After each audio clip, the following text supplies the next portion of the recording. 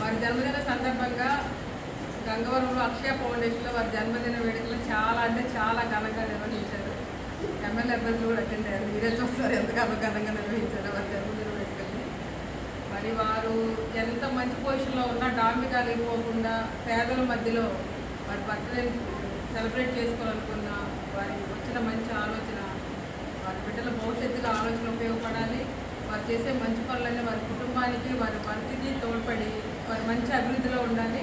అలా అభివృద్ధిలో ఉండడానికి నా వంతు సహాయంగా ఒక అక్కగా ఆమె తోడుంటాను అని నిన్నే ఆవిడకి మాట ఇచ్చాను. మేము అక్షయ ఫౌండేషన్ ద్వారా వారికి కృతజ్ఞతలు తెలియజేస్తాం. నిజంగా అండి, అక్షయ ఫౌండేషన్ ఇక్కడ ఇంత మంచి ఆశ్రమం ఉంటుందని నేను అనుకోలేదు. నిజంగా ఇక్కడికి వస్తే ఎంతోమంది రూపాయి కూడా తీసుకోకుండా అక్కగా సేవ చేస్తున్నారు. అదైతే నాకు చాలా ఇన్స్పిరేషన్ అనిపించింది.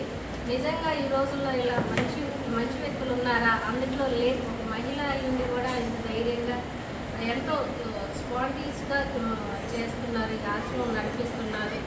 ఎన్నో ఉడుదుడుకుల్లో కూడా ఆశ్రమం నడిపించడం అంటే చాలా ఉడుదుడుకులు అనేవి ఉంటాయి సహజంగా. అయినా కానీ నేను రీసెంట్గా మా అమ్మగారు చనిపోయారు.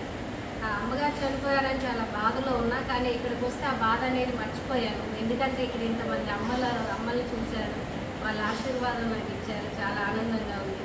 అలాగే ఫ్రెండ్స్ బంధుమిత్రులతో నా బర్త్డే ఈరోజు గురజాల నియోజకవర్గం గంగారంలో చేసుకోవటం నాకు చాలా ఎంతో ఆనందంగా అనిపించింది. అంత అక్క సపోర్ట్ వల్ల. Thank you so much.